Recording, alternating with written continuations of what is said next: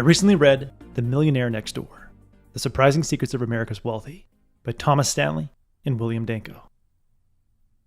Stanley and Danko conducted the most comprehensive study ever on wealthy Americans and discovered that the prevailing assumptions about millionaires are just plain wrong. Most Americans with over $1 million in net worth rarely purchase fancy cars or homes. The typical millionaire lives in a neighborhood where they are outnumbered by non-millionaires 3-1. And half of all millionaires live in the same house for at least 20 years. Most Americans with over $1 million in net worth live way below their means. The median net worth of a millionaire is $3.1 million, with an annual household income of $250,000. But they spend like someone who makes only $85,000 a year. These numbers are all inflation adjusted for 2023. And lastly, most Americans with over $1 million in net worth are not privileged people who inherited money. 50% of millionaires didn't inherit a cent from their parents. They were self-made and self-employed. Let's dive a bit deeper into these 3 surprising findings and discover specific steps we can take to become unassuming millionaires. First, most millionaires don't care about looking rich. You've probably passed several millionaires on the road this week and didn't realize it. More than 1/3 of millionaires buy used vehicles, and more than half drive a vehicle that is more than 2 years old. And the average price they pay for a vehicle is just $4,000 more than the average American. In fact, when you see a luxury car or SUV on the road, it's probably not being driven by a millionaire. The authors found that, quote, many people who live in expensive homes and drive luxury cars do not actually have much wealth.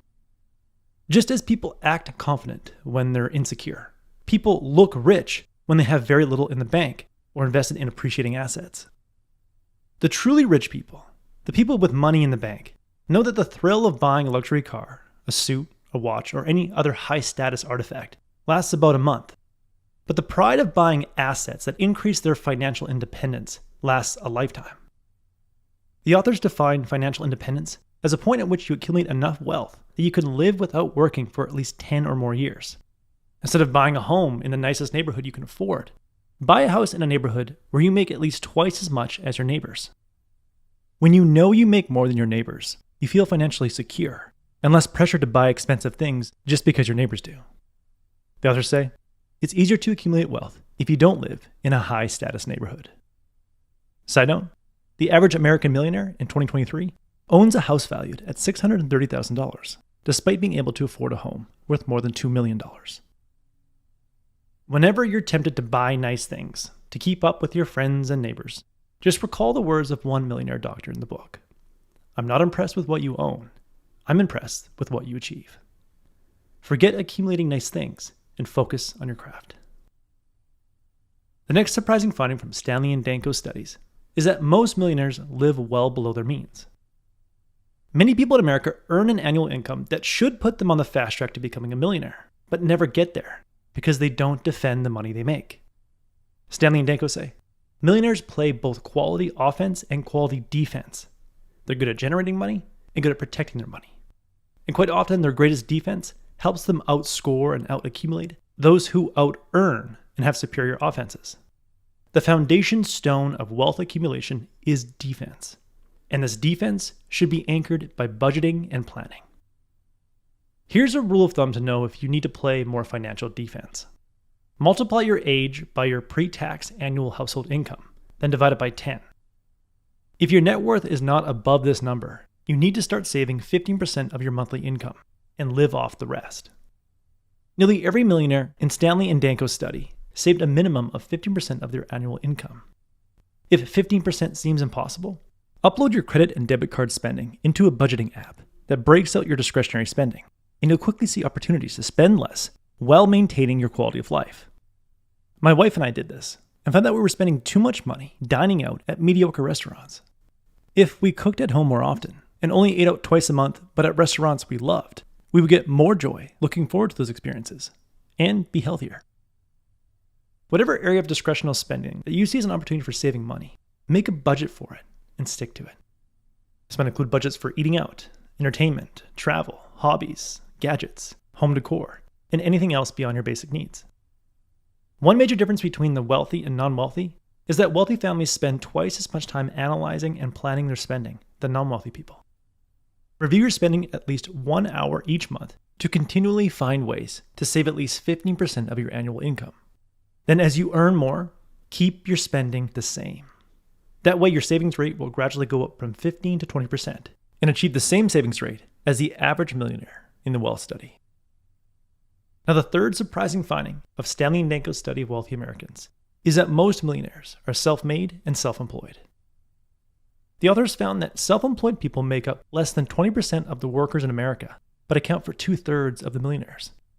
3 to 4 self-employed millionaires consider themselves to be entrepreneurs, and most others are self-employed professionals, such as doctors and accountants.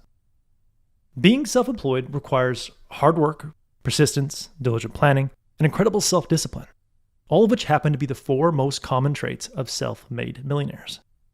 The authors say that much of a self-employed millionaire's success depends on living a frugal existence while building their business, which becomes a lifelong way of thinking. When the authors looked at the types of businesses that self-employed millionaires start, they found that most could be classified as dull, something that few people at a cocktail party would be interested in talking about. And that turned out to be a huge advantage. Because dull businesses, like a paving contracting service or a pest controller service, don't attract a great deal of competition, and their demand stays elevated during downturns and recessions. In the end, the secret to becoming and staying a millionaire lies in not seeking to look rich, living on far less than you make, and striving to stay self-employed, which will ensure you work hard, persist, plan, and practice self-discipline. All traits of self-made millionaires in America. That was the core message that I gathered from The Millionaire Next Door. I recently read I Will Teach You to Be Rich by Ramit Sethi. If you spend extravagantly on 3 to 5 things you love and ruthlessly cut costs on the things you don't, you will feel rich. For some, splurging on high-end gym clothes, a membership at a really nice gym, and a few expensive in-person exercise classes a month makes them feel richer than living in a really nice apartment.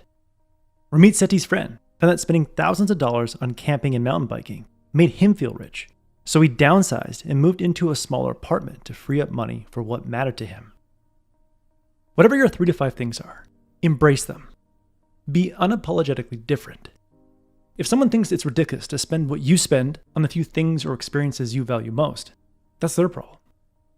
Some people would surely think that spending $400 on headphones or over $100 in new books each month is excessive and unnecessary. And they're right. It's excessive and unnecessary for them, but not me. I feel richer having these things than I would driving around town in a new Tesla. Once you identify the 3 to 5 things or experiences you want to spend extravagantly on, reframe your frugality in all other areas as a positive quality by stating, I am frugal with X so that I can freely spend on Y. So for example, I'm frugal at restaurants and bars so I can freely spend on live performances. I'm frugal with hotels so I can freely spend on experiences when I travel. Take a few minutes after this summary to write down a few frugal with X so that I can freely spend on Y statements to give you more clarity on what matters to you. Now, you might be thinking that if I spend extravagantly, I'll blow all my money and won't have enough to save and invest. Well, not usually. It's paradoxical, but by allowing yourself to spend freely in a select few areas you truly value, you tend to save more in general because you don't feel deprived and therefore don't have the urge to constantly buy unnecessary things just to feel better. It's like going to the grocery store on a full stomach and not being tempted by the fresh pastries in the bakery or the sugary food at the checkout counter. It's also important to note that spending extravagantly on your 3 to 5 things and experiences does not mean you have an unlimited budget in those areas. Extravagant spending means spending freely within a framework that lets you feel like you can enjoy the things you love guilt-free and without being reckless. Here are 3 spending frameworks I found to be immensely helpful. 1. Start cheap and end high-end. This framework will allow you to spend freely over time once you've proven to yourself that you get immense value from the thing you want. When I wanted to learn guitar, I started with an old $20 guitar I bought from my friend and only allowed myself to upgrade when I proved to myself that I would consistently play it for the next 30 days. After 30 days, I upgraded to a $120 used guitar that felt like a $1,000 guitar compared to the old beat-up guitar I was using. I did the same thing with golf equipment. I started with a terrible set of clubs to gauge my interest. After a year of sustained interest, I bought a set of clubs on sale. Now that I'm obsessed with golf and play as often as I can, I allow myself to buy custom-fitted clubs. Whenever I get those clubs out of my car or pull my driver out of my bag on the golf course, I feel as rich as Tiger Woods.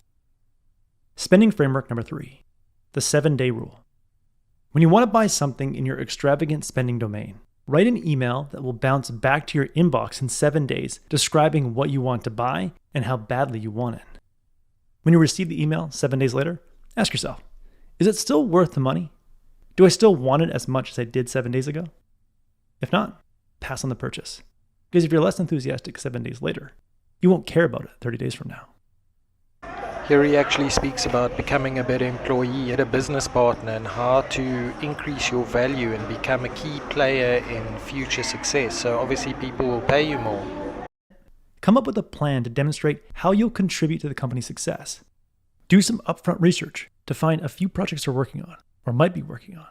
Then describe how you can become a critical resource on those projects. When they know you'll bring in more value, they will pay you more. And lastly, whatever happens during a negotiation, remember to keep the conversation cooperative and not combative. Your tone, demeanor, and language should all communicate, I'm excited to work with you and bring a lot of value to this team, but I'm a very valuable employee, and I want to make sure my compensation is fair. Now, if the negotiation doesn't go as planned, or you're not looking to get a new job, here's exactly how you can negotiate a big raise in 6 months. First, arrange a meeting with your boss where you say, what would be the 3 most impactful things I could do to become a top performer? Use a response to create 3 goals for the next 6 months. Then say, if I hit these 3 goals, would you peg me as a top performer? They'll probably say yes. Then conclude by saying, if I do an extraordinary job, I'd like to sit down to discuss a possible compensation adjustment, but we can address that topic when the time comes. Sound good? Follow up the meeting with an email that states your 6-month goals and immediately get to work trying to exceed those goals. 5 months later, email your boss saying that you'd like to set up a meeting to discuss your recent performance and discuss compensation. If a coworker is willing, have them send your boss an email discussing your contribution on a recent project. Then when you get that meeting, come in prepared with your initial email of goals, a list of your accomplishments, a desired salary, and a list of comparable salaries from salary.com. If you consistently exceed expectations and are willing to negotiate, you can't help but earn more money. And if you mercilessly cut costs on the things you don't love, you will make more than enough money to invest 10% of your income, save 10%, and have plenty left over to spend extravagantly on the things you love, which will make you feel rich. That was the core message that I gathered from I Will Teach You to Be Rich by Ramit Sethi. This book both makes you rethink finance and simplifies finance. I highly recommend it.